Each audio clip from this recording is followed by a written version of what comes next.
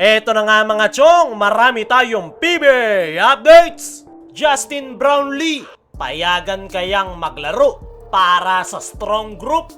Barangay Ginebra, Tony Bishop, problema, pressured na sa paparating na PBA playoffs. Ito nga si Tony Bishop mga chong ay ang kasalukuyang import ng Barangay Ginebra ngayong Commissioner's Cup at hindi nga basta-basta ang role na kanyang ginagampanan dahil si Brownlee lang naman ang kanyang pinalitan. Pero kahit na ganon ay palaging sinasabi nitong si Tony Bishop na hindi siya nape-pressure na si Brownlee ang kanyang pinalitan.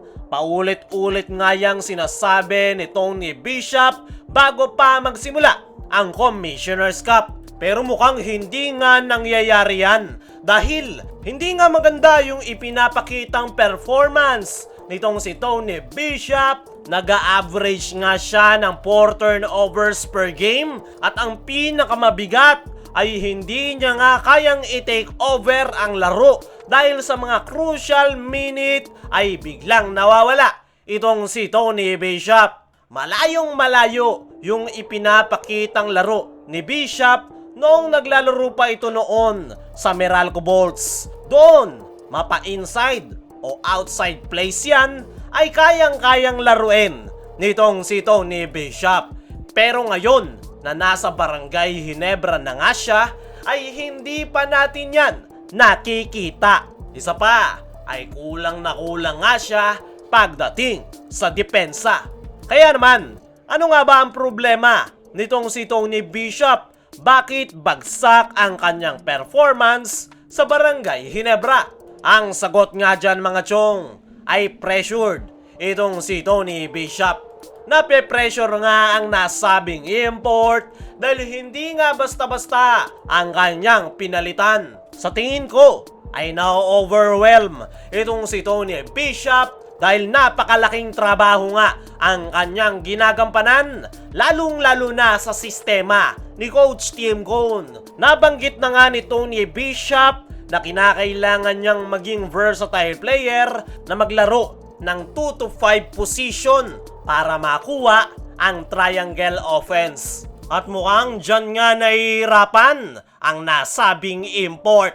Hirap na nga siya sa sistema ni Coach Tim Cone, nape-pressure pa dahil sa demand ng management at mga fans na makapagpakita ng explosive performance. At yan nga yung nakikita nating dahilan kung bakit napakababa ng ipinapakitang laro ni Tony Bishop sa mga nakalipas nilang laro. Kaya naman hindi madali ang pinagdadaanan ngayon nitong si Tony Bishop dahil nawawala nga siya sa focus. Focus pa naman ang pinaka-importante para makapagpakita ng magandang performance. Para sa akin mga chong, ay alanganin ang lagay ngayon ng Barangay Ginebra kasama nitong si Tony Bishop. Dahil kung magpapatuloy nga na ganyan ang kanyang ipapakita, ay mahihirapan silang madepensahan ang kanilang kampyonato. May natitira pa nga silang 2 laro ngayong elimination round at napaka-importante niyan dahil dyan nga nakasalalay ang kanilang target na twice to beat advantage. At kung hindi nila yan makukuha, tapos same performance pa rin ang ipapakita ni Tony Bishop, ay alanganin sila pagdating ng quarter finals. Ano ang masasabi nyo dito sa performance ni Tony Bishop? At ano ang mga kinakailangan niyang i-improve? I-comment mo lang dyan sa ibaba. At dito naman tayo sa kabilang balita. Justin Brownlee, payagan kayang maglaro para sa strong group? Kahapon nga mga chong ay pumutok ang balitang planong kuhanin ni Coach Charles Chu itong si Justin Brownlee para sa kanilang binubuong lineup na strong group na maglalaro sa Dubai. Ayon mismo kay Coach Charles Chu ay si Justin Brownlee ang kanilang first choice at personal niya nga daw na nakausap si Justin Brownlee at willing na willing daw ito na maglaro. Ayon nga dyan mga chong, ay sobrang mahal talaga ni Justin Brownlee ang Pilipinas.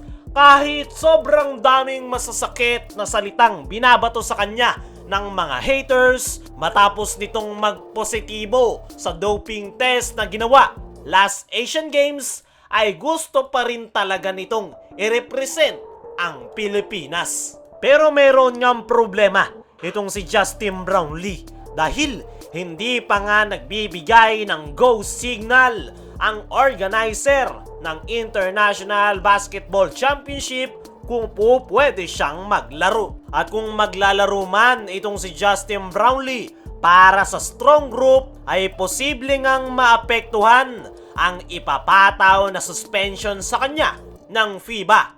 Dahil kung matatandaan nyo mga chong, na hindi nga pinaglaro ng Barangay Ginebra itong si Justin Brownlee ngayong conference dahil ayaw nga nilang lumala at mas tumagal pa ang kanyang magiging suspension. Hanggang sa ngayon nga mga chong, ay wala pang official announcement kung hanggang kailan ang suspension na ipapataw kay Justin Brownlee. Unless totoo ang 3-month suspension at pwede na itong maglaro ngayong January. At yan nga ang nakikita nating isa sa dahilan kung bakit kumpiyansa na gustong maglaro ni Justin Brownlee para sa strong group dahil patapos na ang kanyang suspension.